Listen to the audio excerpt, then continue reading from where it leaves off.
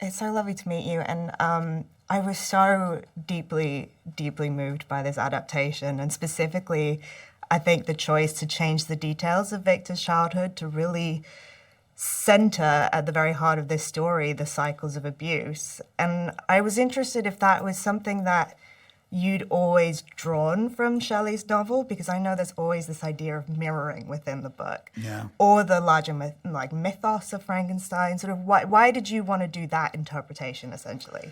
Well, it's a twofold answer because first of all, there are large portions of the movie that are autobiographical for me, and I do that because she basically wrote an autobiography of her soul in the novel.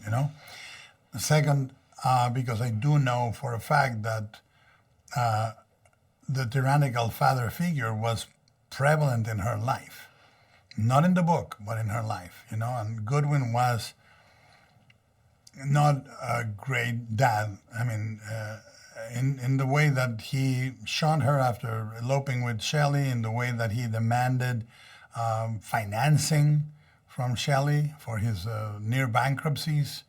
The way he was aloof when she needed him. And she dedicated 3 books obliquely to his figure. Matilda and her last 2 books are really about him. And to the point where he forbid her to publish Matilda. Whether that was anecdotal or not is a harrowing tale. So I felt that in the same way that I included the war, not because it's in the book, but because it's framing the romantic movement. I felt, look, it's not written out of wanton abandon. It's written out of knowledge. I mean, I can justify it. It exists in the spaces between the structure of the romantic novel. So, I felt the license was warranted. And did it feel cathartic then, for you, for the creature, for Mary Shelley, to be able to give the creature at the end of this story a chance not only to forgive his creator, but I think for me it was really to forgive himself? Yes, of course. Listen, there's a law in metaphysics that I believe in. What you give to others, you gift to yourself. What you deny of others, you lose yourself. And I think that forgiveness is an incredible tool.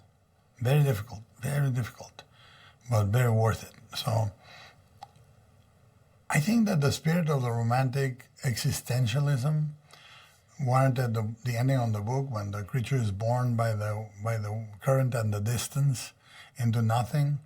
I think that is not what I feel the creature can articulate now. I thought this is a way to renovate, renew the pact between the novel or the characters and the modern world, where we are in urgent shortage of forgiveness and acceptance, And I thought it organic because the ending is not a happy ending, but it's not an unhappy ending. It's existential in a different way. It says basically, here we are, and there we go. Which is all we get. All we get is this. There's no choice. There's no menu. It's one flavor, life. And I want to ask one more quickly about the sense of renewal. I was really interested in the character of Henrik and introducing into your adaptation this idea of which felt very, in terms of modern urgency, the relationship between capitalism and knowledge. I thought was so interesting. Arms dealing.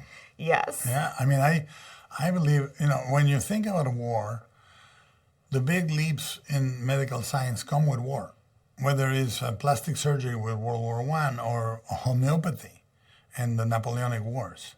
These are pushes of medical hardware, medical knowledge, and I thought, well, this would be a great thing to frame Victor's leaps, and I wanted Victor to be like a film director in a way, or an artist or a rock star, and I wanted Harlander to be sort of the studio that promises everything you need, except you're gonna do it this way, except you owe me this, and the fact that Victor doesn't care where the money comes from, he really doesn't, and he doesn't try to find out, because he's flattered, and he's pampered, And we made it a point for him to start dressing more flamboyant and be more abandoned to his desires and so forth.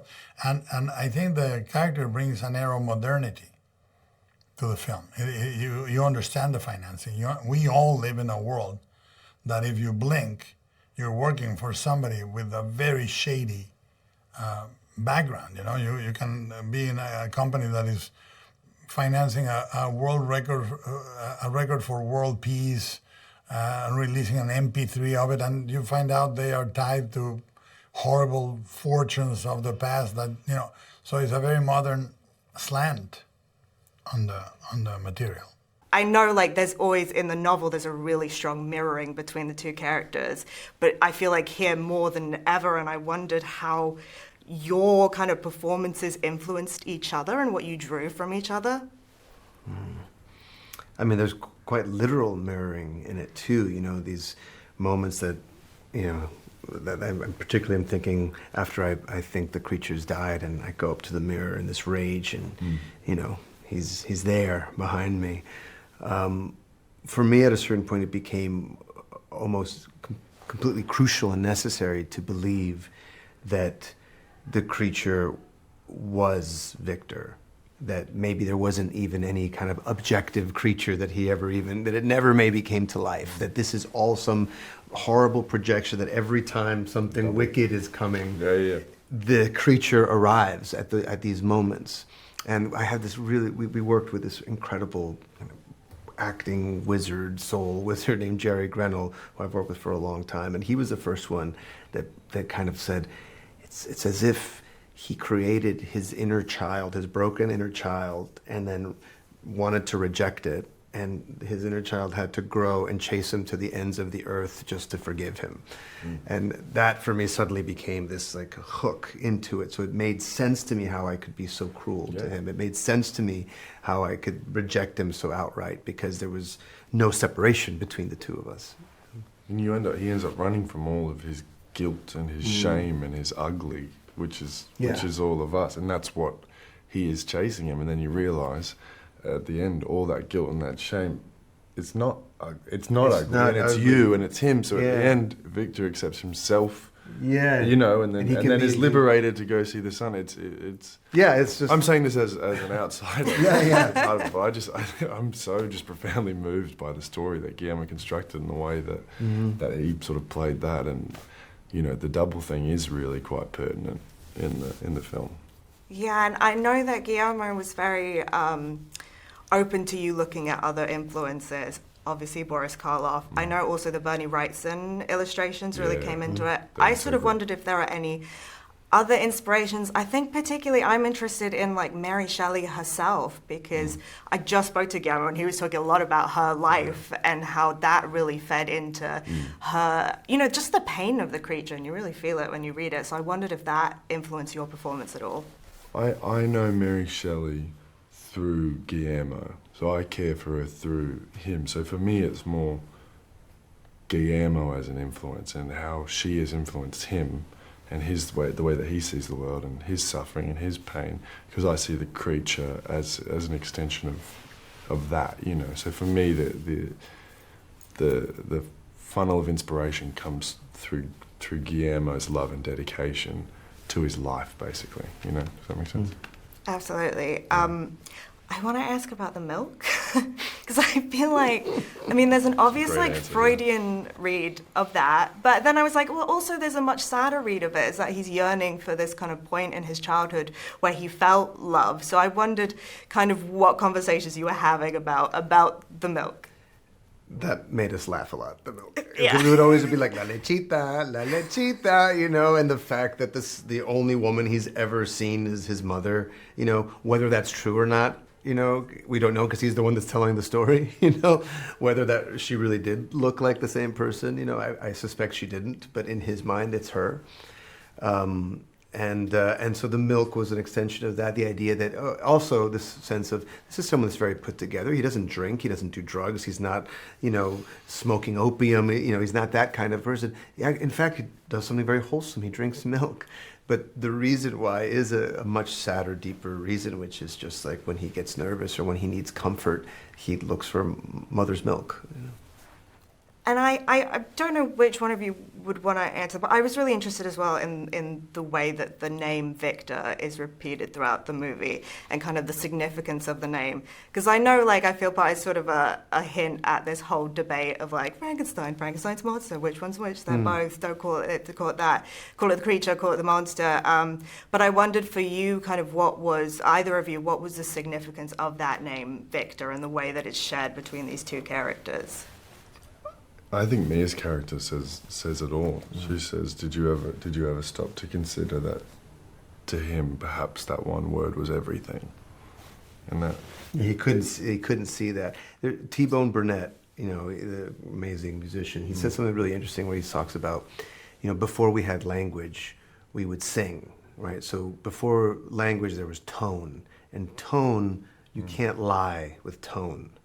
And then we invented language to be able to lie, to be able to, kind of disperse thoughts and hide behind things. And the fact that, he just uses these few syllables and imbues it with tone and different tones, so that there's just honesty, but just with this little movements of the mouth that are turned to Victor, and the way that Jacob does that, creates a whole range of emotions with a couple syllables. I think makes me think of that, like the truth behind all of that, And to that point, and even in your question, it's, is it the creature? Is it this discourse over this? Or, is it? Do we call him this or the monster? It's like irrelevant. Right. That's the language that we've created, like to have a discourse about Frankenstein. And I feel like this, and I feel like that, which is very representative of the world. When really we could just say this one thing, in which from the creature, when he says it early, it's either love. Or the love at the beginning, and then once he finds consciousness, it becomes why. Yeah. And that's all we're all trying to say all the time. But instead we say, is it the creature? Is it Victor? Is it this? Or no, it's this. Or no, it's that. It's like, no, love or why. And so that simplicity is so abundantly profound, I think. I love that answer. To wrap up quickly, I really loved hearing Emma Stone talk about, for Poor Things, how she sort of approached the idea of how do you navigate an adult body that you've just like magically appeared in. And so I wondered what your approach to the physical aspect of that performance was. I think just practically, how do you navigate 17 new bodies, and then on top of that, human consciousness from each of those bodies, and perhaps even memory from each of those bodies, and which then for me became how can you become nothing, like nothing at all? How can you become entirely blank? And then once you can find that state, then you have sort of somewhere to go and to grow into, and that's a testament to Guillermo and the sort of 3-part tragic character that was written for me to play,